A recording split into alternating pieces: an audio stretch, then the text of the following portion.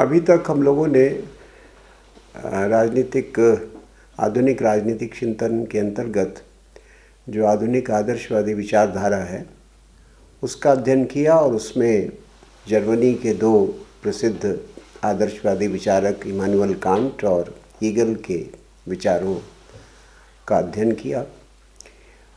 आज हम लोग आदर्शवादी विचारधारा के अंतर्गत जिसको ब्रिटिश आइडियलिज्म कहते हैं, ब्रिटिश आदर्शवाद कहते हैं, और जिसके अंतर्गत टी.एच. ग्रीन, ब्रैडले और बोसांके ये तीन महत्वपूर्ण विचारक आते हैं, उनमें से हम लोग टी.एच. ग्रीन के राजनीतिक चिंतन का अध्ययन करेंगे। टी.एच. ग्रीन ब्रिटिश आदर्शवाद का एक प्रतिनिधि विचारक है, एक रिप्रेजेंटेटिव थिंकर है, और उसके चिंतन और उसके ग्रंथों का न केवल इंग्लैंड बल्कि पूरे कॉन्टिनेंटल यूरोप, पूरे महाद्वीप, यूरोपीय महाद्वीप के चिंतन और दर्शन पर बड़ा गहरा प्रभाव पड़ा। टी.एच. ग्रीन का जन्म 1836 में हुआ और 1882 में उसका देहांत हुआ। उसकी शिक्षा दीक्षा जो बैलियल कॉलेज है ऑक्सफोर्ड यूनिवर्सिटी का, उसमें हुई।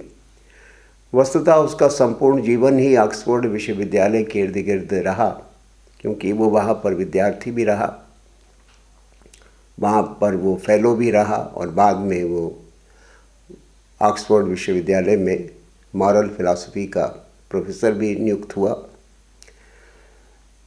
उसका जीवन काल बहुत संक्षिप्त था, लगभग 46 वर्ष का उसका जीवन रहा, और अपने जीवन का बहुत बड़ा भाग उसने एकेडमिक परसूट्स में, जो शैक्षिक और बौद्धिक गतिविधियां होती हैं, उसमें ही व्यतीत किया।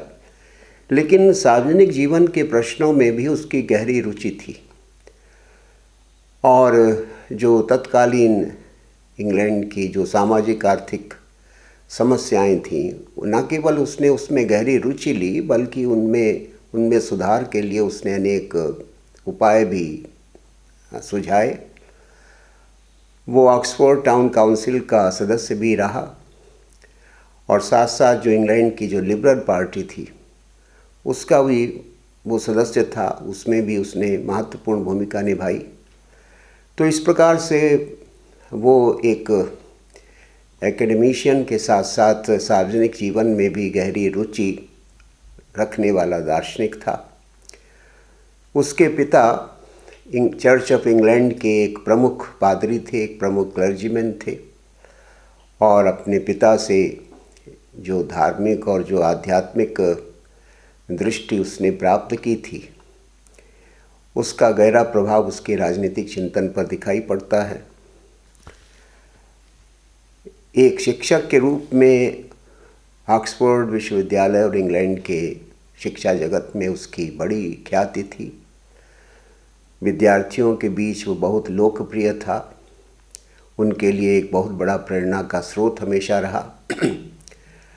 और उसने ज़्यादा तो पुस्तकें नहीं लिखी, लेकिन उसकी दो जो महत्वपूर्ण ग्रंथ हैं, वो तो एक जो राजनीतिक चिंतन की दृष्टि से जो बहुत महत्वपूर्ण ग्रंथ है, वस्तुतः वो उसके लेक्चर्स हैं, जो कि 3 खंडों में प्रकाशित हुए, और जिन लेक्चर्स को उसके विद्यार्थियों ने कक्षा में नोट्स के तौर से लिया था, बाद में उनका प्रकाशन ग्रंथ के रूप में हुआ। तो वो तो बहुत ही प्रसिद्ध पुस्तक उसकी है, principles on the lectures on the principles of political obligation. ये उसकी बहुत ही प्रसिद्ध कृति है। और नीति शास्त्र पर उसका जो प्रसिद्ध ग्रंथ है वो भी है प्रोलेगोमेना टू एथिक्स, यानी नीति दर्शन की रूपरेखा या नीति दर्शन का परिचय। ये उसने अपने दूसरे ग्रंथ में, जो कि नीति शास्त्र पर लिखा गया उसका ग्रंथ है, उसमें उसने दिया है। तो ये संक्षिप्त उसकी जो बायोग्राफिकल बैकग्राउंड है, इसको हमें जानना चाहिए। अब जहाँ तक उसके राजनीतिक चिंतन का प्रश्न है, वो जो ग्रीक आइडियलिज़म है, ख़ास तौर से प्लेटो और अरस्तू के चिंतन से गहराई से प्रभावित था। उन दिनों ऑक्सफोर्ड विश्वविद्यालय में जो यूनान के दार्शनिक थे, जो आइडियलिस्ट थिंकर्स थे, उनके टेक्स्ट पढ़ाए जाते थे, और जाहिर है कि और बेंजामिन जॉविट जैसा प्रख्यात विद्वान और शिक्षक जो कि वहाँ एक तरह से ऑक्सफोर्ड यूनिवर्सिटी का न्यूक्लियस था, तो उसके द्वारा विद्यार्थियों को यूनानी दर्शन का ज्ञान प्राप्त हो रहा था। टी.एच. ग्रीन भी उन्हीं का शिष्य था, और टी.एच. ग्रीन के ऊपर फिर जो ग्रीक आइडियलिज़म है, प्लेटो और अरस्तू के विचारों का जो प्रभाव है वो पढ़ना बिल्कुल स्वाभाविक था। उसकी जो एंग्लिकन चर्च की बैकग्राउंड थी वो भी एक बहुत बड़ा कारक था उसके चिंतन को शेप करने में, उसके चिंतन का निर्माण करने में। उसके अलावा उसके ऊपर फ्रांस के दार्शनिक रूसो के विचारों का भी बहुत गहरा प्रभाव पड़ा था। ख़ास तौर से रूसो की जो जर्नल विल की धारणा थी, उसको टी.एच. ग्रीन ने भी अपने राजनीतिक चिंतन में महत्वपूर्ण स्थान दिया है। इसके अतिरिक्त जो उस समय के दो प्रमुख आदर्शवादी विचारक थे, इमानुएल कांट और हीगल, इनका प्रभाव भी उसके चिंतन पर था।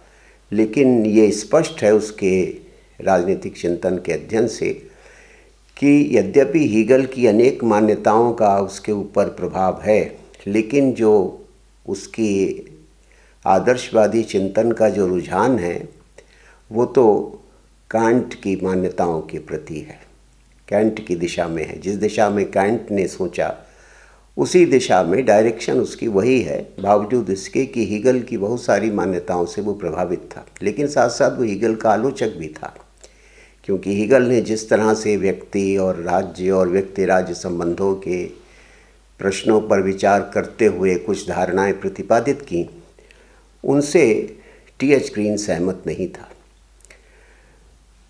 तो इसके अलावा जो 19वीं शताब्दी का जो सोशल इकोनॉमिक बैकग्राउंड थी कि इंडस्ट्रियल रेवोल्यूशन हुए, लगभग 100 वर्ष हो चुके थे।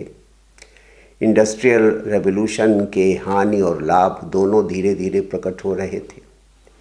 इंडस्ट्रियल रेवोल्यूशन ने समाज में जो आर्थिक विभाजन, गहरा आर्थिक विभाजन जो पैदा किया था, समाज में एक बड़े वर्ग को जिस तरह में और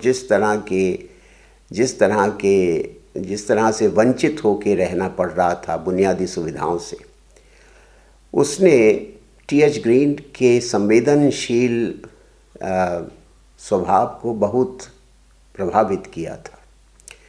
और उसकी ये निरंतर चिंता थी कि किस तरह से सरकार की नीतियाँ या कार्यक्रम या समाज की भूमिका इस प्रकार की हो कि जिससे कि इंडस्ट्रियल रेवोल्यूशन के कारण जो बदहाली आ रही है समाज के एक बड़े वर्ग में, उससे उनको बचाया जा सके और उसके लिए जो कुछ भी अपेक्षित है वो किया जाए। तो इसलिए जो इंडस्ट्रियल रेवोल्यूशन के जो कॉन्सिक्वेंसेस थे, जो कि 19वीं शताब्दी में प्रकट होकर आ रहे थे, उन्होंने भी उसके चिंतन को दिशा देने का काम किया और उसका भी गहरा प्रभाव हमें टी.एच. ग्रीन पर दिखाई पड़ता है। अब जहाँ तक उसके चिंतन का आधार है, वो तो एक मेटाफिजिशियन है, एक तत्वदर्शन उसका भी है, और वो तत्वदर्शन ये है कि वो भी एक इटर्नल कॉन्शियसनेस, एक शाश्वत चेतना के सिद्धांत में विश्वास करता है। एक प्रकार से वो ईश्वर को इटर्नल कॉन्शियसनेस मानता है, और वो ये कहता है कि ये जो शाश्वत चेतना है, यानी जो ईश्वर है, वही सारे ब्रह्मांड के पदार्थों, उनके संबंधों, उनकी गतिविधियों का संचालन करता है, और उसी ईश्वरीय चेतना का एक अंश मनुष्य में भी विद्यमान है। इसलिए मनुष्य का जो मूल स्वभाव है वो स्पिरिचुअल और मॉरल है, यानी मनुष्य मूल रूप से एक आत्मिक और नैतिक प्राणी है। ये उसका एसेंशियल नेचर है, क्योंकि वो एक डिवाइन पार्टिकल है, वो डिविनिटी का पार्टिसिपेंट है, इसलिए उसमें ये उसका मूल चरित्र है, मूल स्वभाव है। और ये जो ईश्वरीय विधान है या ईश्वरीय चेतना है वो मनुष्य के साथ साथ प्रकृति में भी हमें देखने को मिलती है। और मनुष्य अपनी बुद्धि से, यद्यपि उसकी बुद्धि की सीमाएं हैं, अपनी बुद्धि से इस संपूर्ण ब्रह्मांड के संबंधों, अंतर संबंधों, उनके उद्देश्यों को समझने का निरंतर प्रयास करता रहता है। तो इस तरह से मनुष्य के स्वभाव को मूल रूप से उसने जो उस समय का प्रचलित उपयोगितावादी दृष्टिकोण था उससे भिन्न तरीके से देखा। हम लोग पढ़ चुके हैं कि बेंथम खासतौर से बेंथम और कोसीमा तक मिल ने भी मनुष्य को जिस प्रकार से प्लेजर सीकिंग प्राणी माना, सुख का खोज करने वाला प्राणी माना, उसका इसेंशियल नेचर मेटीरियलिस्टिक माना, भौतिकवादी माना, उसको उस दृष्टिकोण को, जो कि एक तरह से जो ब्रिटिश ट्रेडिशन थी उससे एक प्रकार से डेविएशन था, क्योंकि इंग्लैंड में धर्म और संस्कृति का प्रभाव जनमानस पर हमेशा बहुत प्रबल रूप से रहा। लेकिन ये जो बेंथमाइट जो व्यू पॉइंट था, एक प्रकार से एक बिल्कुल नई मेटलिस्टिक प्लेजर सीकिंग फिलॉसफी जो प्रतिपादित कर रहा था, उसके और भी कई आलोचक इंग्लैंड में उस समय थे, लेकिन टी.एच. ग्रीन भी उसको स्वीकार नहीं करता और इसलिए उसने मानव स्वभाव को एक भिन्न दृष्टि से देखा और इसलिए उसके सारे निष्कर्ष जो लिबरल यूटिलिटेरियनिज्म है उससे भिन्न प्रकार के हो जाते हैं।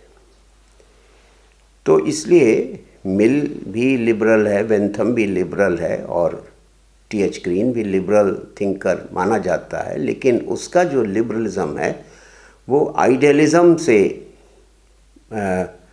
बहुत प्रभावित है, इसलिए वो एक लिबरल आइडियलिस्ट है, वो एक लिबरल यूटिलिटेरियन नहीं है, या उस तरह का लेज़े फेयर टाइप का स्पेंसर या मिल या बेंथम जैसे जो उदारवादी विचारक हुए उस तरह की उसकी मूलभूत मान्यताएं नहीं हैं। और इसलिए उसकी सारी अवधारणाएं, सारी परिभाषाएं भी हम देखेंगे बदल जाती हैं, भिन्न प्रकार की आती हैं। तो अब दूसरी बात यह है कि जैसा कि मैंने कहा कि वो मनुष्य को मूलतः आत्मिक और नैतिक प्राणी मानता है,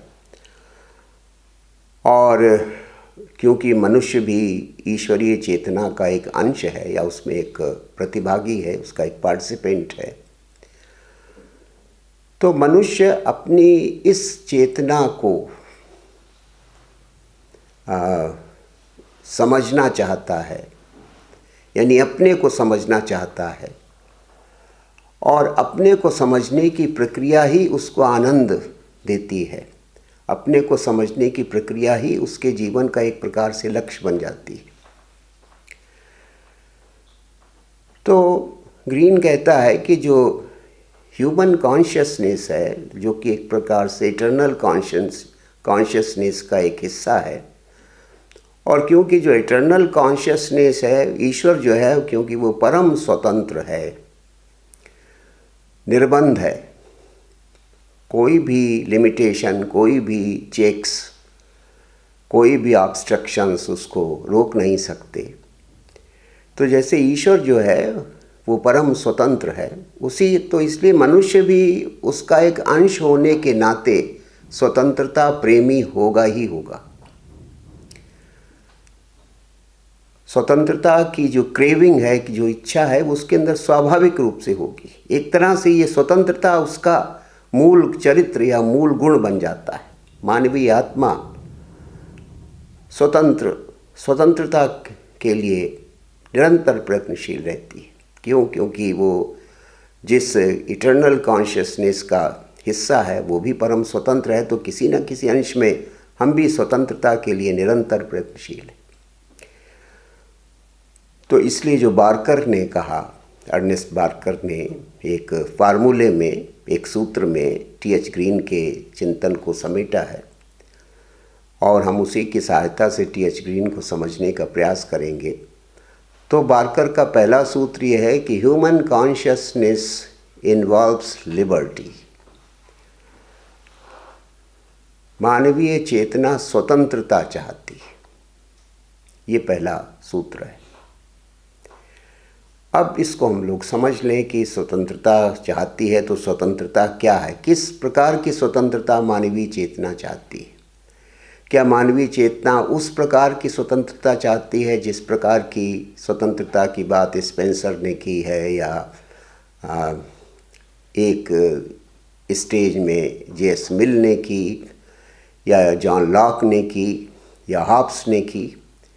जो पहले के लिबरल्स थे उन्होंने जिस तरह की स्वतंत्रता की बात की, क्या टी.एच. ग्रीन उस तरह की स्वतंत्रता के संदर्भ में सोचता है? और इन विचारकों की जो स्वतंत्रता है वो उनके संदर्भ में नहीं सोचता, क्योंकि वो कहता है कि इन विचारकों की जो स्वतंत्रता है वो निगेटिव फ्रीडम है, नकारात्मक स्वतंत्रता है। इनके लिए फ्रीडम फ्रॉम इम्पॉर्टेंट है, कि हमारे ऊपर कोई बंधन ना हो, कोई रिस्ट्रिक्शन ना हो, हम अपनी इच्छानुसार व्यवहार कर सकें, राज्य हमारा, समाज का, राज्य का, समाज का किसी का कोई नियंत्रण ना हो या न्यूनतम नियंत्रण ना हो, क्योंकि ये सब हमारे विकास में बाधाएं पैदा करते हैं, हमारी इच्छा के फुल प्ले में ये ऑब्स्ट्रक्शन पैदा करते हैं।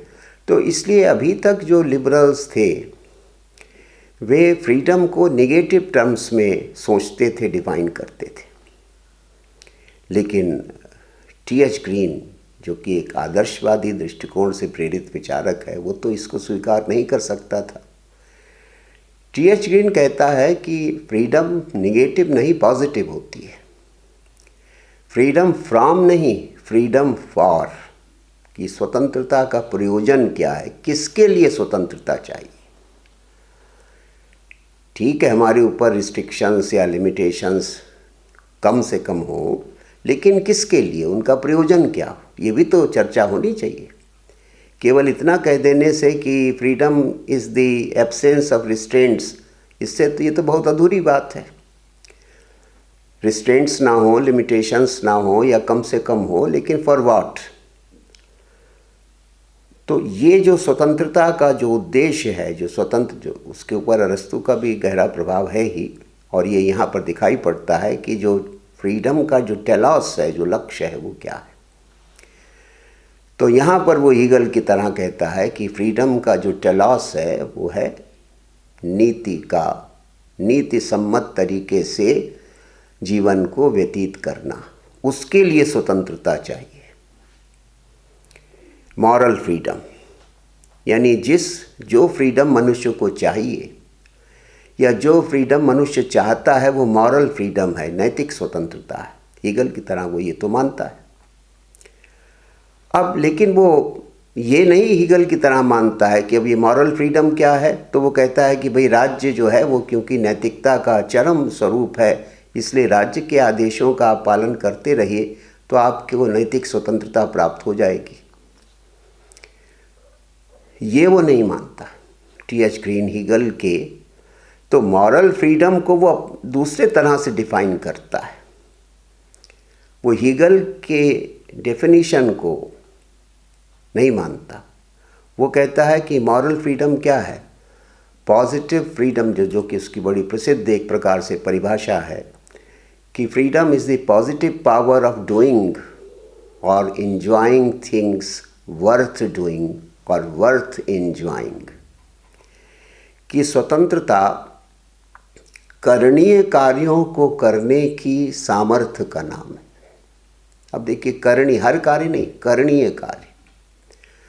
स्वतंत्रता उचित प्रकार के सुखों को, आनंदों को भोगने की क्षमता का नाम है। वर्थ इंजॉइंग, हर चीज़ को नहीं। अब जैसे कि वो यूटिलिटेरियनिज्म में है कि प्लेजर तो आदमी को बहुत सारी अनुचित गलत, किसी को जुआ खेलने में भी प्लेजर मिल सकता है, किसी को शराब पीने में भी मिल सकता है, किसी को दूसरे का शोषण करने में भी प्लेजर मिल सकता है।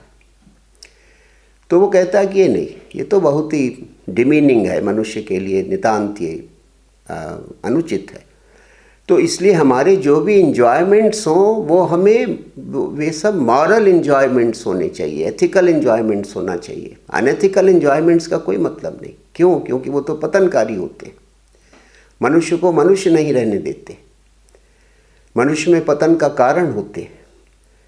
इसलिए फ्रीडम तो मनुष्य को चाहिए, लेकिन किन कार्यों को करने की? वे कार्य जो कि मॉरली राइट हो, नैतिक दृष्टि से श्रेष्ठ हो, हमको एक श्रेष्ठ मनुष्य बनाते हो, हमको श्रेष्ठता की मार्ग की ओर ले जाते हो।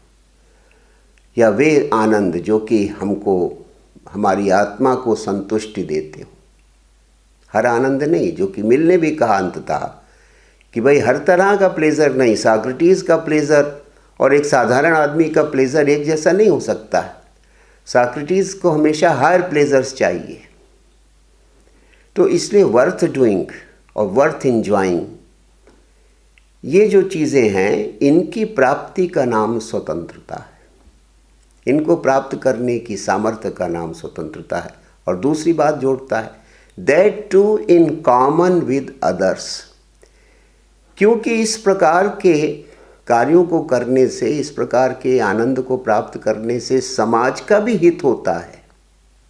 क्योंकि अंततः मनुष्य एक सामाजिक प्राणी है, तो इसलिए हमारे हर कार्य का अच्छा बुरा प्रभाव समाज पे पड़ता है, या समाज का प्रभाव हमारे ऊपर पड़ता है। हम समाज का ही तो एक अंग हैं। तो इसलिए हमारी फ्रीडम से सोशल गुड या कॉमन गुड भी प्रमोट होना चाहिए। दूसरी शर्त यह है, that to in common with others.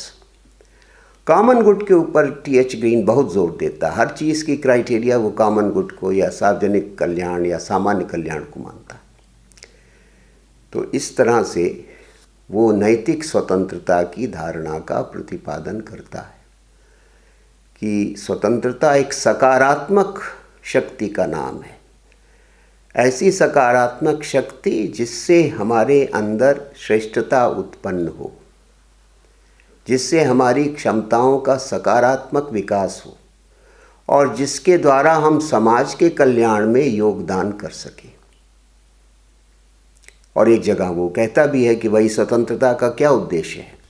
एक जगह पर उसने अपने जो प्रिंसिपल्स ऑफ पॉलिटिकल ऑब्लिगेशन है, उसमें उसने ये बात कही भी है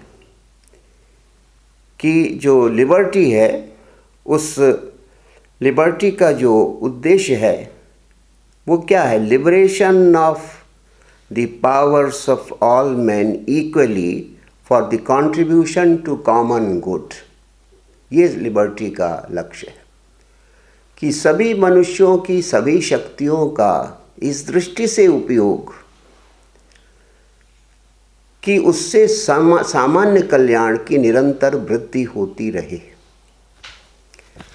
तो ये स्वतंत्रता की एक सकारात्मक धारणा है। और यहाँ पर स्वतंत्रता और समाज, व्यक्ति की स्वतंत्रता और समाज के का कल्याण एक दूसरे के पूरक है, उनमें कोई विरोध नहीं है।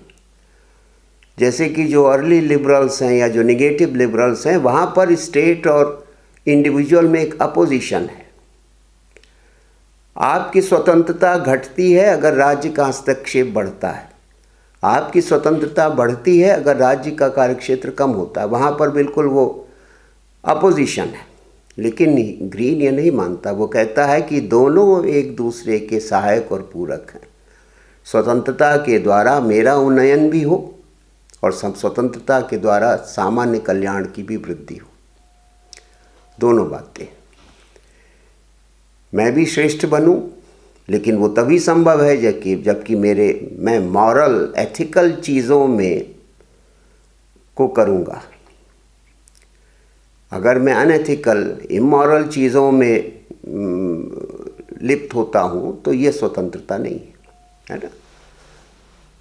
जैसे कि कोई व्यक्ति अगर कोई गलत काम करता है, अनैतिक काम करता है, तो वस्तुतः वो तो अपनी वासनाओं का गुलाम बन रहा है, वो स्वतंत्र कहाँ हो रहा है ना। जैसे कि बर्क ने बहुत पहले कहा कि जो लोग पैशन से चलते हैं वो तो कभी अपनी फेटर्स को, वो तो खुद अपने ऊपर फेटर्स यानी बंधन इम्पोज कर रहे हैं, वे कहाँ स्वतंत्र हैं, है ना। Man of intemperate minds constitute their own fetters, कि जो अनैतिक लोग होते हैं, स्वेच्छाचारी लोग होते हैं, वे तो स्वयं अपने लिए श्रृंखलाओं को बनाने का काम करते हैं। कौन सी श्रृंखलाएं? वो वासनाओं की दास्ता की श्रृंखलाएं। वो वे कहाँ स्वतंत्र हैं? उनको भ्रम है कि वे स्वतंत्र हैं, वे तो हर समय अपनी वासनाओं के गुलाम। तो बर्क ने जो बात कही वो भी मॉरल फ्रीडम का बड़ा पक्षधर था। तो यही बात टी.एच. ग्रीन भी कहते हैं कि जो वर्थ डूइंग काम है उनको करने की आज़ादी का नाम स्वतंत्रता है। जो वर्थ इंजॉइंग हैं प्लेजर्स, उनको सीख करने की, उनको चाहने की स्वतंत्रता का नाम, की सामर्थ्य का नाम स्वतंत्रता है। और फिर जब हम ऐसा करेंगे तो हमारे कल्याण के साथ साथ समाज के कल्याण की वृद्धि भी होगी या होनी चाहिए। तो ये एक पॉजिटिव कॉन्सेप्शन ऑफ फ्रीडम, स्वतंत्रता की एक सकारात्मक अवधारणा प्रस्तुत की। अभी तक जो लिबरल थ्योरी थी वो फ्रीडम को नेगेटिव तरीके से ही देख रही थी, और टी.एच. ग्रीन ने उस दृष्टिकोण की आलोचना की और स्वतंत्रता को एक सकारात्मक गुण कहा। क्यों? क्योंकि व्यक्ति की उसकी अवधारणा भिन्न प्रकार की थी। जिस प्रकार से अणुवादी सिद्धांत व्यक्ति का अर्ली लिबरल थियरी ने प्रस्तुत किया, atomistic concept of individuality, green वगैरह उसको नहीं मानते।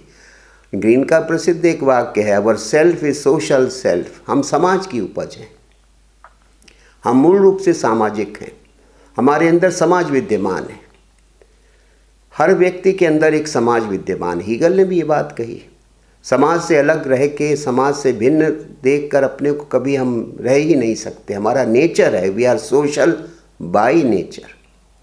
समाज कोई हमारे ऊपर आरोपित नहीं किया गया है, ज़बरदस्ती हमको समाज में नहीं रखा जाता। Society comes to us as naturally as breath comes to us. जैसे हम सहज रूप से सांस लेते हैं, ऐसे हम सहज रूप से समाज में रहते हैं। सोसाइटी जो है वो कोई आर्टिफैक्ट नहीं है, कोई इम्पोजिशन नहीं है, कोई कंपल्शन नहीं है, बल्कि सोसाइटी इज़ इनग्रेन्ड इन अस। वो तो हमारे अंदर की अभिव्यक्ति है, जैसा कि ग्रीक पॉलिटिकल थ्योरी में भी कहा गया। तो इसलिए वो कहता है कि मनुष्य मूलतः सामाजिक प्राणी है, तो जो कुछ भी उसकी आवश्यकताएं होंगी, जो कुछ भी उसके एट्रीब्यूट्स होंगे, उनका भी जो इसेंशियल कैरेक्टर होगा वो सोशल और मॉरल होना ही चाहिए। वे सब सामाजिक कल्याण के कंट्रीब्यूटर हों, उनका संवर्धन करने वाले हों। तो इसलिए जो पहली बात उसने कही कि ह्यूमन कॉन्शियसनेस, जो बार्कर का सूत्र है कि ह्यूमन कॉन्शियसनेस इन्वॉल्व्स लिबर्टी। तो लिबर्टी क्या है? ये उसकी लिबर्टी की धारणा है।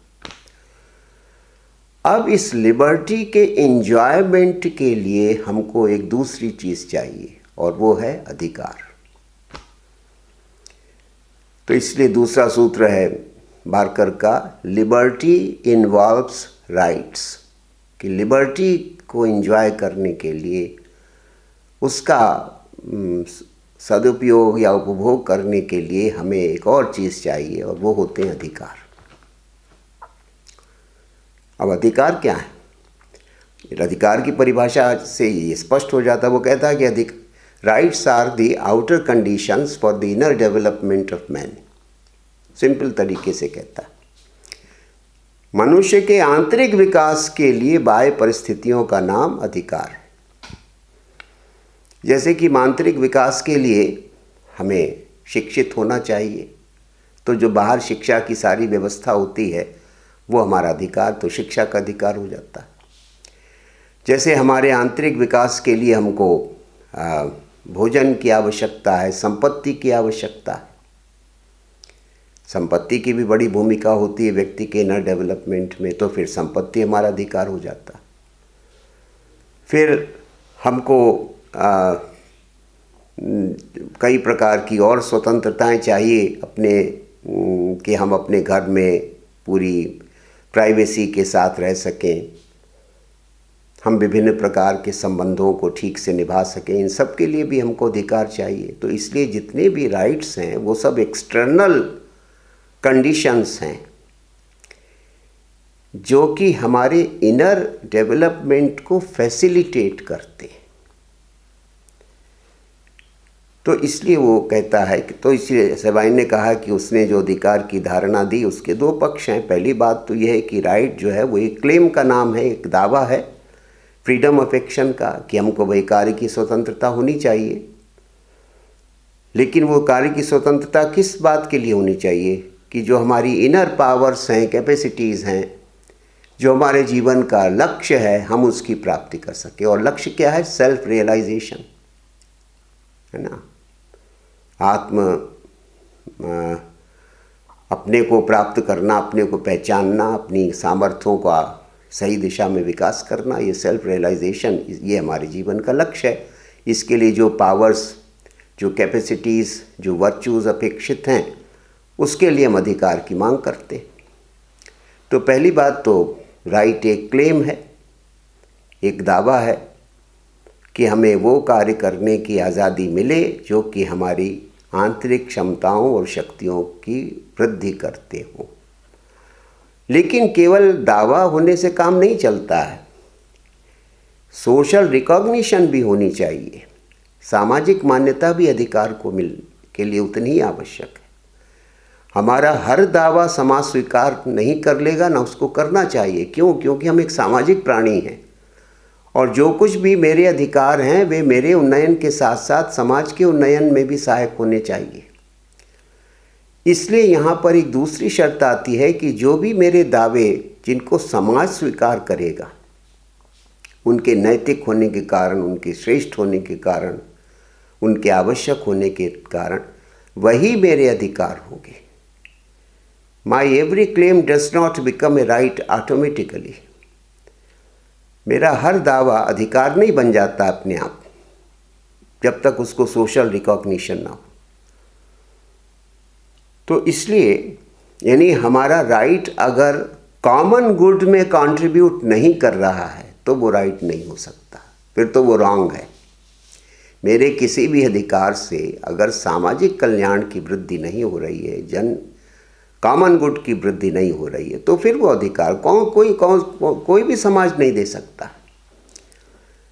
अगर मेरा कोई अधिकार समाज की स्टेबिलिटी के लिए, उसकी सिक्योरिटी के लिए, उसके डेवलपमेंट के लिए खतरा बन रहा है, तो कैसे कोई सोसाइटी उसको एक्सेप्ट कर सकती। इसलिए वो कहता है कि राइट्स जो है वो सोशली रिकॉग्नाइज्ड होते हैं। अब यहाँ पर एक बात जो कि विचारणीय है वो ये कि वो ये नहीं मानता कि कोई स्टेट ऑफ नेचर में कोई अधिकार थे। जो नेचुरल राइट की धारणा थी जो कि लॉक वगैरह ने दी, उसको वो नहीं मानता।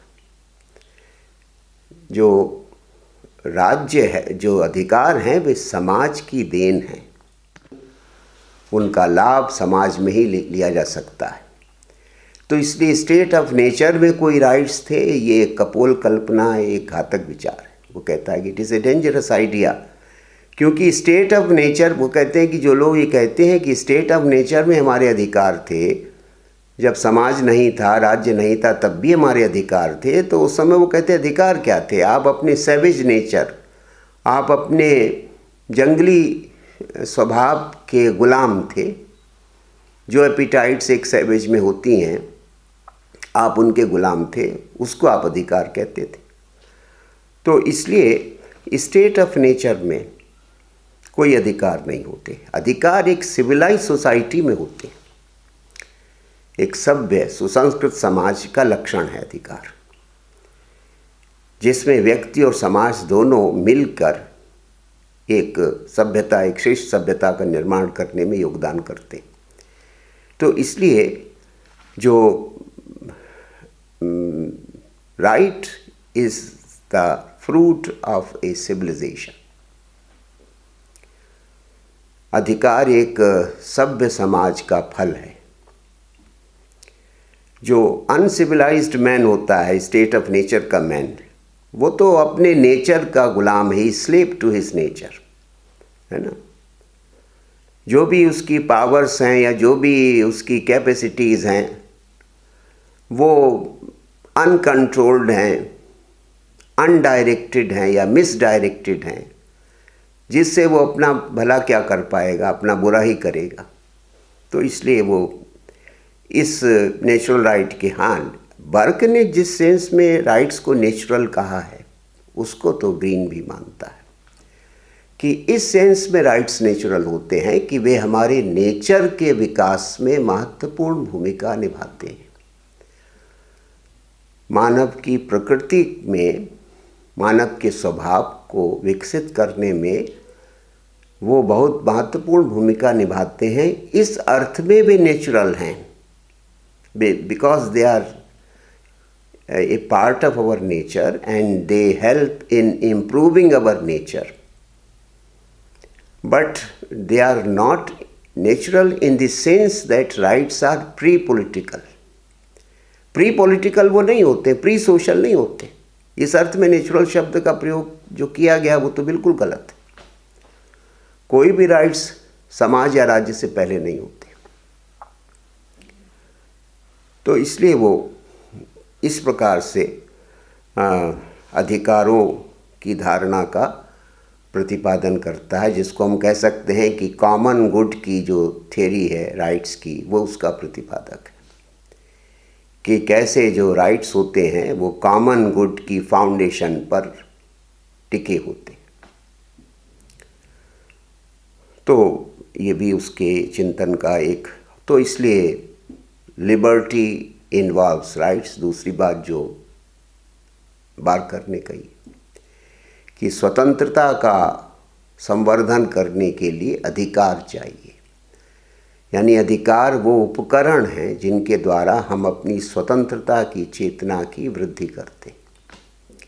अगर अधिकार ना हो तो स्वतंत्रता की चेतना की हम वृद्धि नहीं कर सकते, जो कि हमारा नेचर है, जो कि हमारा सहज स्वभाव है, वो हम अपने उसको हम प्राप्त नहीं कर पाएंगे। और तीसरा सूत्र क्या है? Rights demand the state. राज्य के बिना अधिकारों का कोई अस्तित्व नहीं होता, यानी राइट्स को एंजॉय करने के लिए स्टेट चाहिए, यानी राज्य और समाज के अंदर ही अधिकारों का कोई मतलब होता है। उनकी प्राप्ति भी, उनका भोग दोनों राज्य और समाज के अंदर ही होता है। राज्य से, जैसे कि अभी कहा कि राज्य से बाहर स्टेट ऑफ नेचर में कोई अधिकार वगैरह नहीं होते, सब नॉनसेंसिकल है। बेंथम ने भी नेचुरल राइट्स थियरी को नहीं एक्सेप्ट किया था दूसरे कारणों से। उसने कहा, उसके प्रसिद्ध शब्द हैं कि it is A nonsensical theory, मूर्खतापूर्ण सिद्धांत है। नॉनसेंस अपॉन स्टिल्ट्स, ऊंचे दर्जे की मूर्खता है जो लोग नेचुरल राइट्स की बात करते हैं, बेंथम ने कहा था। तो राज्य की आवश्यकता है, राज्य में ही अधिकार संभव है, यानी अधिकारों का जो कैरेक्टर होता है वो मॉरल और सोशल होता है। अब इसके मतलब अब राज्य के ऊपर वो विचार करता है। तो राज्य एक, वो कहता है कि राज्य के बारे में 3-4 बातें उसने बड़ी महत्वपूर्ण कही। पहली बात तो उसने ये कही कि राज्य की उत्पत्ति के ऊपर विचार करते हुए उसने कहा कि राज्य न तो सहमति यानी अनुबंध का परिणाम है, ना राज्य शक्ति का परिणाम है। राज्य इच्छा का या सामान्य इच्छा का परिणाम है। पहली बात तो वो ये कहता है, यानी कॉन्ट्रैक्ट थ्योरी को भी नहीं मानता स्टेट की ऑरिजिन को, और स्टेट की ऑरिजिन की फोर्स थ्योरी को भी नहीं मानता। वो कहता है कि हम राज्य में इसलिए नहीं रहते हैं कि कभी हमारे पूर्वजों ने अनुबंध किया था और सहमति दी थी या राज्य को बनाया था। हम राज्य में इसलिए भी नहीं रहते क्योंकि कुछ लोगों ने बहुत शक्ति अर्जित कर ली और उन्होंने हमको मजबूर कर दिया, फोर्स कर दिया, कंपेल कर दिया अपनी अधीनता में रहने के लिए, और फिर राज्य का उदय हुआ। तो उसने फोर्स थ्योरी को भी नहीं माना। उसने कहा कि राज्य एक नेचुरल इंस्टीट्यूशन है, जैसा कि यूनानी दार्शनिकों ने कहा था कि बिना राज्य के मनुष्य और मनुष्य के कल्याण की कोई कल्पना ही नहीं हो सकती। तो इसलिए राज्य नेचुरल है, नेसेसरी है और एथिकल है, एक नैतिक संस्था है। ईगल वगैरह की तरह सभी आदर्शवादी कहते हैं स्टेट एक एथिकल इंस्टीट्यूशन है। वो केवल हमारी भौतिक इच्छाओं को पूरा करने वाली संस्था नहीं है। जो कुछ भी हमारा मॉरल, इंटेलेक्चुअल, स्पिरिचुअल डेवलपमेंट है, उस सब का उपकरण राज्य होता है। इसलिए राज्य केवल एक मटेरियल इंस्टीट्यूशन नहीं है। किन्हीं मटेरियल एंड्स के लिए राज्य नहीं बनाए जाते, जैसा कि कॉन्ट्रेक्चुअलिस्ट थिंकर्स कहते हैं। राज्य का, और जैसे कि बर्क ने कहा कि ये एक ऐसी पार्टनरशिप है जिसमें सारे वर्च्यू, सारे आर्ट्स सब जिसमें शामिल हैं। ये ऐसी उच्च स्तर की पार्टनरशिप है। तो इसलिए वो कहता है कि राज्य नेचुरल है, नेसेसरी है, एथिकल है, और बिना राज्य के व्यक्ति की कोई कल्पना नहीं की जा सकती। और इस राज्य का आधार सामान्य इच्छा है। सहज रूप से सभी लोग राज्य में रहते हैं। राज्य में रहना उनकी एक नेचुरल विल है, यानी राज्य का आधार जर्नल विल है, लोगों की इच्छा है। राज्य का आधार कंसेंट नहीं है, फोर्स नहीं है, कंपल्शन नहीं है, बल्कि हम सहज रूप से, जैसे कि परिवार है जिसे हम सहज रूप से परिवार में रहते हैं, इसी तरह से हम सहज रूप से राज्य में रहते हैं। तो राज्य जो है वो सभी, जिसको कि वो कहता है कि common consciousness of the common good, सामूहिक कल्याण की सामूहिक इच्छा, ये राज्य का आधार है। और उसका बड़ा प्रसिद्ध वाक्य है कि will not force is the basis of state, कि राज्य का आधार विल है, जर्नल विल है। ये किसकी, राज्य में रहना हमारा स्वभाव है। और वो राज्य में हम किसी मटेरियल गेन के लिए नहीं रहते। ठीक है, कुछ हमारे मटेरियल जो इंटरेस्ट हैं वो भी राज्य से पूरे होते हैं, but more importantly we live in the state because it is a very important factor in our moral growth. कि राज्य के बिना हमारी शिक्षा, हमारे संस्कार, हमारा आत्मिक कल्याण कहाँ संभव है। तो इसलिए राज्य को बहुत ऊंचे धरातल पर तो वो रखता है, हीगल की तरह। हीगल भी राज्य को एक एथिकल या दी एथिकल इंस्टीट्यूशन कहता। लेकिन हीगल ने राज्य को जितना सर्वशक्तिमान बना दिया और जिस प्रकार से उसने राज्य की आज्ञा पालन को ही स्वतंत्रता कह दिया, ये अतिवादिता, ये एक्सट्रीमिज्म हमें ग्रीन में नहीं दिखाई पड़ता। ग्रीन कहता है कि राज्य बहुत आवश्यक स्वाभाविक संस्था होते हुए भी साध्य नहीं है। It is not an and in itself, साधन ही है मानव कल्याण का, सामान्य कल्याण का। तो हीगल की तरह वो राज्य को ऑमनीपोटेंट और एब्सोल्यूट नहीं बनाता। हीगल के राज्य में जो दूसरे, जो नीचे के जो समुदाय हैं वे सब लुप्त हो जाते हैं, लेकिन ग्रीन कहता है कि स्टेट क्या है, community of communities, association of associations. और भी बहुत सारे समुदाय होते हैं, उनमें से एक राज्य है, राज्य की महत्ता है। लेकिन और जो समुदाय हैं वे भी हमारे कल्याण में बहुत बड़ी भूमिका निभाते हैं। इसलिए वो स्टेट को कहता है कि it is the community of communities, it is the association of associations. तो राज्य का काम क्या है? एडजस्टमेंट का, समाज के विभिन्न समुदायों में, विभिन्न व्यक्तियों में, विभिन्न संस्थाओं में सामंजस्य कायम करना, ये एडजस्टमेंट राज्य का काम होता है। उसके लिए उसकी शक्ति, लेकिन इसका ये मतलब नहीं कि वो डिक्टेटर है। वो एक कोऑर्डिनेटर है, वो एक एडजस्टर है, वो एक हार्मोनाइज़र है, लेकिन वो डिक्टेटर नहीं है। ये नहीं कि बाकी सब उसके सामने हाथ जोड़े खड़े रहते हैं, ऐसा तो वो नहीं मानता। राज्य को इतना वो ऊंचाई तक नहीं ले जाता, मिस्टिकल हाइट्स तक, जैसा कि हीगल के आलोचकों ने कहा भी। तो इसलिए स्टेट को वो, और क्यों? क्योंकि स्टेट इंटरनली भी लिमिटेड है और एक्सटर्नली भी लिमिटेड है। ये बड़ी महत्वपूर्ण बात है। ग्रीन कहता है कि राज्य के ऊपर आंतरिक सीमाएं भी हैं और बाह्य सीमाएं भी हैं। आंतरिक सीमाएं किसकी हैं? जनता की भावनाओं की, इच्छाओं की, जनता के समूहों की भावनाओं और इच्छाओं की। उनकी उपेक्षा कोई राज्य कैसे कर सकता? तो इसलिए जो तमाम इंडिविजुअल्स और जो तमाम एसोसिएशंस और कम्युनिटीज़ राज्य के अंदर रहते हैं, वे भी मानव कल्याण में योगदान करते हैं। तो राज्य को उनको भी महत्व देना पड़ेगा ना, उनकी भी बात सुननी पड़ेगी। जहाँ कहीं भी उनको राज्य की आवश्यकता या सहायता चाहिए, वो देनी पड़ेगी ना। तो राज्य जो है वो इन तमाम जो अपने अंदर की कम्युनिटीज़ हैं, एसोसिएशंस हैं, इंस्टीट्यूशंस हैं, इनके ऊपर वो कोई रूल थोड़ा न कर सकता है, बल्कि उनके साथ एडजस्टमेंट करके, कोऑपरेट करके समाज पूरी व्यवस्था को चलाता है।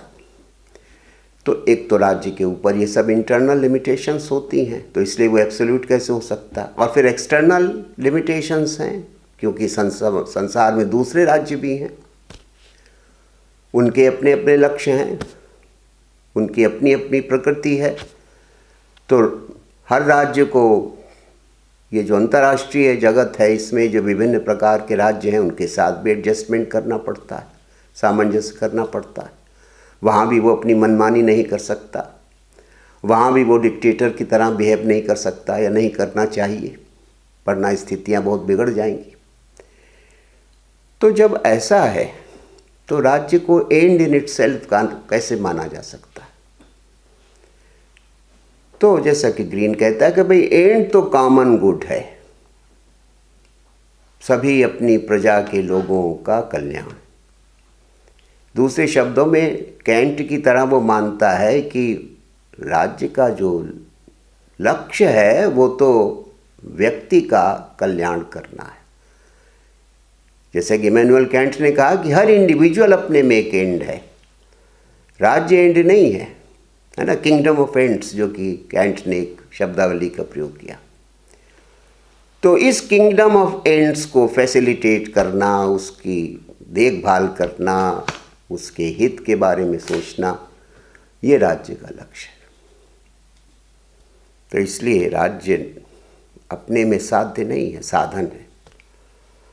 एक मॉरल कम्युनिटी है, एक ऐसा समाज है जहाँ म्यूचुअल ऑब्लिगेशंस हैं, व्यक्ति के राज्य के प्रति, राज्य के व्यक्ति के प्रति, फिर व्यक्तियों के आपस में, जो कि उसके लेक्चर का एक महत्वपूर्ण पक्ष है, प्रिंसिपल्स ऑफ पॉलिटिकल ऑब्लिगेशन। तो ये सब जो हमारी ऑब्लिगेशंस हैं, कर्तव्य बोध, दायित्व बोध से व्यवस्था चलती है, और वो दायित्व बोध विभिन्न स्तरों पर होना चाहिए, विभिन्न व्यक्तियों में आपस में, विभिन्न संस्थाओं में आपस में, राज्य और व्यक्ति के बीच में।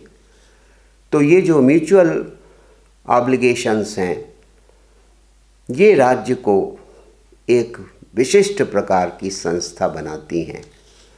जो संस्था बड़ी महत्वपूर्ण है, लेकिन जो संस्था सर्वाधिकारवादी नहीं है, जो संस्था ऑमनिपोटेंट नहीं है या आर्बिट्रेरी नहीं हो सकती। राज्य कभी मनमानी नहीं कर सकता, या मनमानी नहीं करनी चाहिए।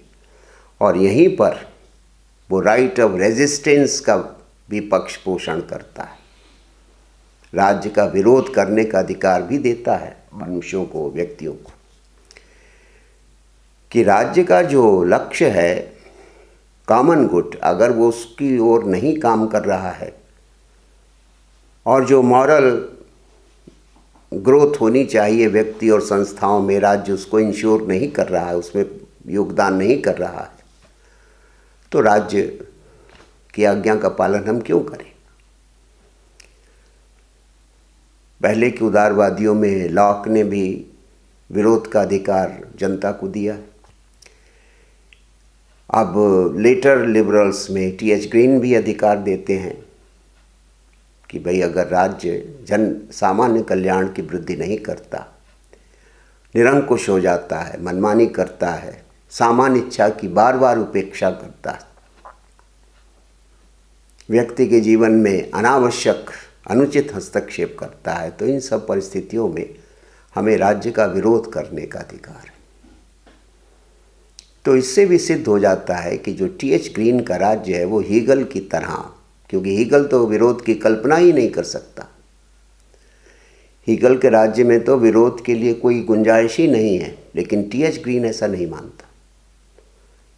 यहाँ पर वो इमानुएल कांट की धारा का दार्शनिक है और इसीलिए वो राज्य के कार्यक्षेत्र को के ऊपर विचार करता है। वो कहता है कि जो पुराने लिबरल्स जो कहते थे कि राज्य का कार्यक्षेत्र निगेटिव होना चाहिए, राज्य को कम से कम काम करना चाहिए, वो इस धारणा से सहमत नहीं है और यहाँ भी वो एक उदारवाद को एक नई दिशा देता है। वो कहता है कि भाई व्यक्ति के कल्याण, वैसे तो व्यक्ति के जीवन में राज्य को हस्तक्षेप नहीं करना है, क्योंकि जो व्यक्ति का जो लक्ष्य है मॉरल डेवलपमेंट, वो तो वो अपने ही प्रयत्नों से प्राप्त करेगा। अपना इनर डेवलपमेंट करना तो उसका दायित्व है या उसके प्रयत्न का विषय है, वहाँ राज्य कुछ नहीं कर सकता। लेकिन इस इनर मॉरल स्पिरिचुअल डेवलपमेंट के मार्ग में जो बाधाएं आती हैं, बाह्य बाधाएं, जो एक्सटर्नल इम्पेडिमेंट्स आते रहते हैं, उनको दूर करने का, उनको रिमूव करने का काम राज्य का होता है।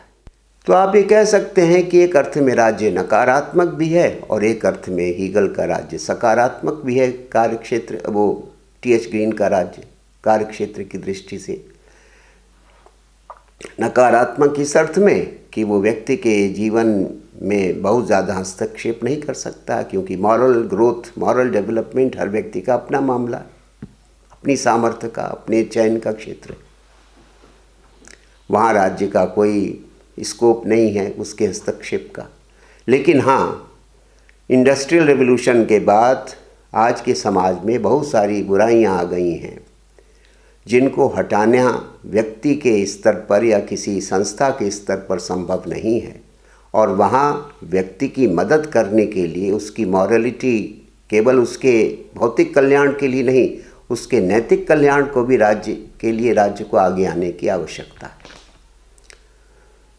तो इसलिए वो कहता है कि इसलिए राज्य सकारात्मक हो जाता है, क्योंकि वो राज्य को एक जिम्मेदारी सौंपता भी है। लोगों के मटेरियल और मॉरल डेवलपमेंट के लिए राज्य को एक भूमिका निभानी चाहिए। यानी यहाँ पर वो जे.एस. मिल की तरह, बाद में जैसा कि जे.एस. मिल ने कहा प्रिंसिपल्स ऑफ पॉलिटिकल इकोनॉमी नाम की अपनी पुस्तक में, यहाँ पर उसका रुझान थोड़ा सोशलिज्म की ओर या कलेक्टिविज्म की ओर हो जाता है। ख़ास तौर से उसने कहा कि भाई आज के जो इंग्लैंड में 3 बुराइयाँ दिखाई पड़ रही हैं जिनको दूर करने में राज्य को अपनी भूमिका निभानी चाहिए। एक तो यह है कि ड्रंकेननेस, नशा, शराब पीने की प्रवृत्ति बहुत बढ़ रही है, और जिस समाज में जगह जगह शराब की दुकानें खुली हुई हों और लोग अपने काम से लौटते हुए शराब पीने की उनको पूरी सुविधाएं हों, तो वहाँ पर आप किस नैतिक विकास की बात करते हैं। तो ये ड्रंकेननेस जो बढ़ रही है, इसको रोकने की ज़रूरत है और ये राज्य कानून बनाकर इसको दूर करने का काम करे। एक तो उसने ये कहा। दूसरा उसने कहा कि भाई पॉवर्टी बहुत बढ़ रही है, इंडस्ट्रियल रेवोल्यूशन के बाद समाज के एक बहुत बड़े वर्ग का, खासतौर से वर्किंग क्लास का बहुत शोषण हो रहा है पूंजीपतियों के द्वारा, धनिकों के द्वारा। तो उसके लिए लेबर लेजिस्लेशन होना चाहिए, उनके कल्याण के लिए कुछ कानून बनने चाहिए, उनका शोषण से संरक्षण होना चाहिए। फिर तीसरा स्वास्थ्य का क्षेत्र है। उसने वो तो जैसा कि मैंने बताया, ऑक्सफोर्ड की जो टाउन काउंसिल थी उसके लिए वो चुना गया था, तो वो पूरे क्षेत्र में बहुत घूमा था, उसने देखा था लोग कितनी अनहाइजीनिक कंडीशंस में रहते हैं। तो ऐसे में लोगों के स्वास्थ्य का क्या हाल होगा। तो इसलिए समाज के लोगों को स्वस्थ जीवन की सुविधाएं प्रदान करना ये भी राज्य का काम है। शिक्षा का, पब्लिक इंस्ट्रक्शन, ये भी एक बहुत बड़ी जिम्मेदारी है, राज्य की जिम्मेदारी है। बच्चों का नैतिक विकास या समाज का नैतिक विकास कैसे होगा अगर उनको शिक्षा की सुविधाएं प्राप्त नहीं है, स्कूल कॉलेज नहीं है, उनको राज्य दूसरे तरीके से मदद नहीं करता है। तो एजुकेशन के स्प्रेड के लिए, उसके विस्तार के लिए भी राज्य की बहुत बड़ी भूमिका है। तो इस तरह से वो मानता है कि इनडायरेक्टली ये सब काम करके लोगों के मटेरियल और मॉरल डेवलपमेंट में राज्य को अपनी भूमिका निभानी चाहिए। राज्य मॉरलिटी को डायरेक्टली प्रमोट तो नहीं कर सकता, क्योंकि ये मॉरल डेवलपमेंट इसेंशियली व्यक्ति की जिम्मेदारी है, लेकिन वो उन कंडीशंस को क्रिएट कर सकता है अपने लेजिस्लेशन के द्वारा, अपने लॉ के द्वारा, अपने ऑर्डर्स के द्वारा, कि मॉरल डेवलपमेंट के लिए एक माहौल बने। तो उसके लिए सब काम राज्य को करना चाहिए, जिसको उसके प्रसिद्ध शब्द हैं कि उस राज्य की भूमिका क्या है, to hinder the hindrances to good life, सद्जीवन के मार्ग में आने वाली बाधाओं को दूर करना।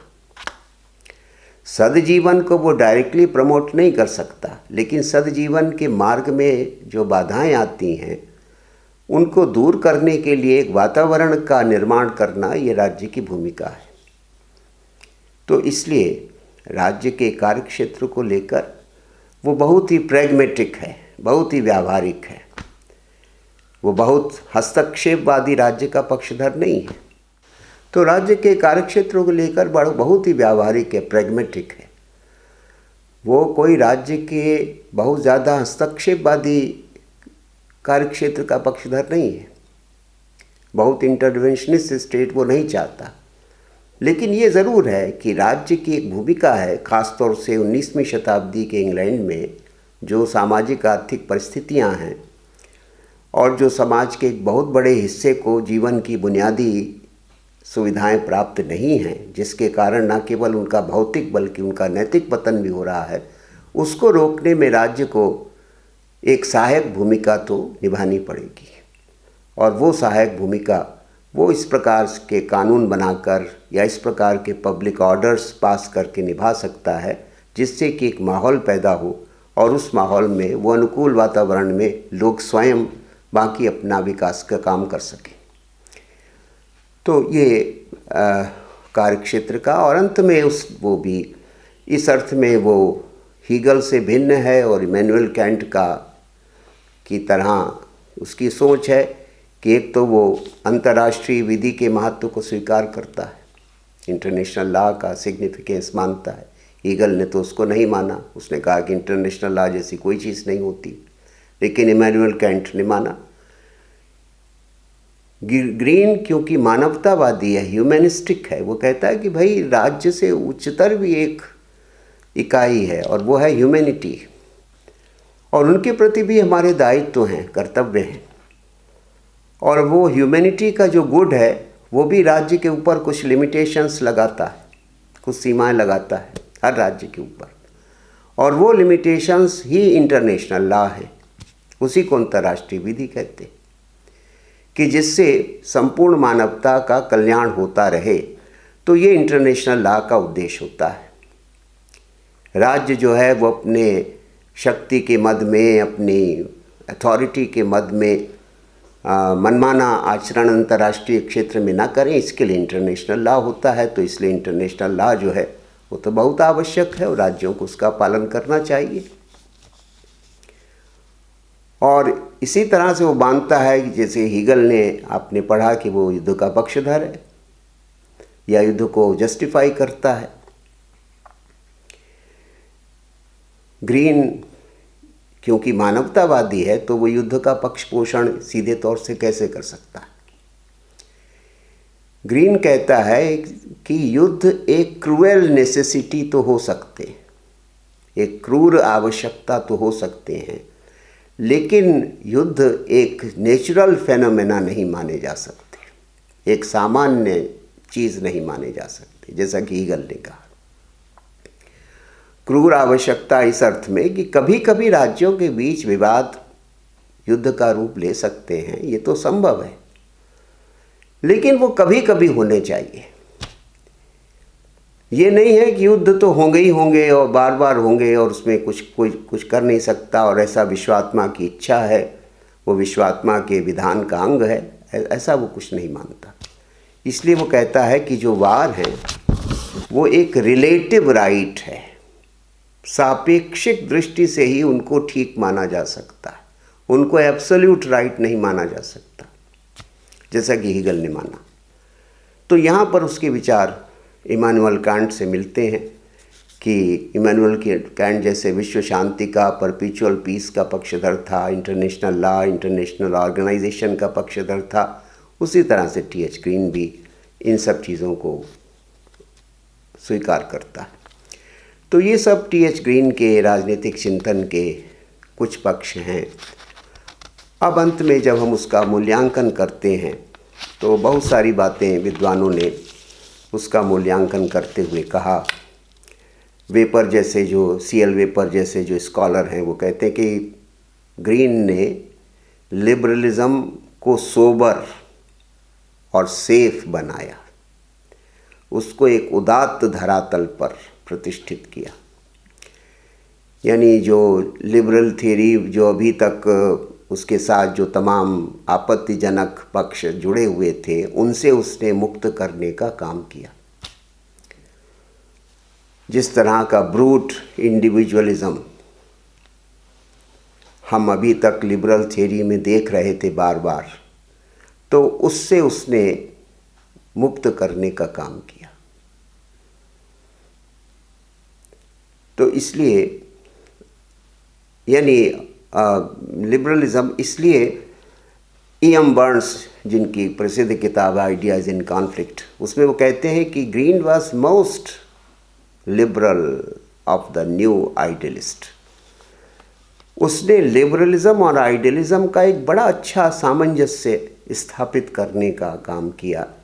इसलिए वो सबसे महत्वपूर्ण उदारवादी विचारक है जो इनका कोई झुकाव आदर्शवाद की तरफ है। इसलिए उसके चिंतन को हम लिबरल आइडियलिज्म कहते हैं कि वो पुराने तरह का उदारवादी नहीं है, नए प्रकार का उदारवादी, एक ऐसा उदारवादी जो कि आइडियलिस्ट है, लिबरल आइडियलिस्ट है और व्यक्ति की, समाज की, राज्य की, स्वतंत्रता की, अधिकार की, सबकी एक नई दृष्टि प्रदान करता है। और वे ऐसी दृष्टियां हैं जो कि ज़्यादा संतुलित हैं, ज़्यादा श्रेष्ठ हैं। तो ये उसकी महत्ता है। इसलिए और इसीलिए कभी कभी ग्रीन के उदारवाद को कंजर्वेटिव लिबरलिज्म भी कहते हैं कि लिबरलिज्म में एक जो इनहेरेंट रिस्क है वो समाज के बिखरने का होता है। इतना उसमें व्यक्तिवादिता होती है कि समाज के बिखरने का खतरा उसमें हमेशा विद्यमान है। लेकिन बर्क जैसे लोगों ने जिस तरह के लिबरलिज्म का प्रतिपादन किया जो कि समाज को कंजर्व करने का काम करता है, समाज को संग्रहित करने का, व्यवस्थित करने का, जोड़ने का काम करता है, तो उसी कंजर्वेटिव लिबरल ट्रेडिशन में टी.एच. ग्रीन को भी रखा जा सकता है।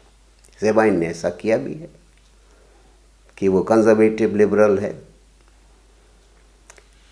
इस दृष्टि से भी उसका महत्ता है। और फिर जो बात सेबाइन ने कही कि 19वीं शताब्दी में, जो उनकी पुस्तक है हिस्ट्री ऑफ पॉलिटिकल थियरीज, उसमें सेबाइन लिखते हैं कि 19वीं शताब्दी में इतना मौलिक और इतना सृजनात्मक चिंतक दूसरा नहीं हुआ।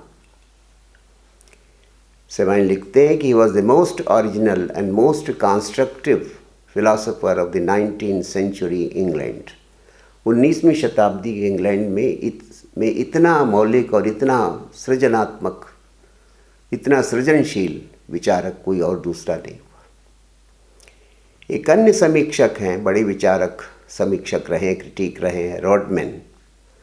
रॉडमैन ने तो उनको क्लासिकल थिंकर की श्रेणी में रख दिया है, जैसे कि प्लेटो या अरिस्टोटल या जैसे कि एक्विनास वगैरह को हम लोग रखते हैं।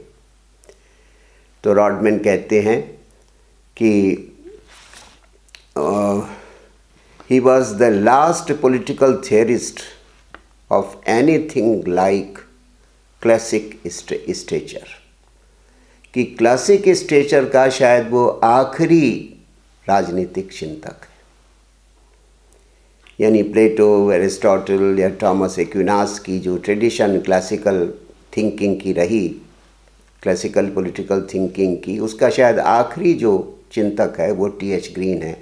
ऐसा रॉडमैन नाम के प्रसिद्ध समीक्षक मानते हैं कि he was the last political theorist of anything like classic stature, यानी उसका जो स्टेचर है वो क्लासिक है, शास्त्रीय चिंतक है। तो ये सब दृष्टियों से T.H. ग्रीन के राजनीतिक चिंतन पर विचार किया जा सकता है। स्पष्ट है कि वो उसका बड़ा गहरा प्रभाव परवर्ती राजनीतिक, सामाजिक और आर्थिक चिंतन पर पड़ा और लंबे समय तक उदारवादी और दूसरी अन्य धाराओं के विचारक ग्रीन के विचारों से प्रेरणा लेते रहे।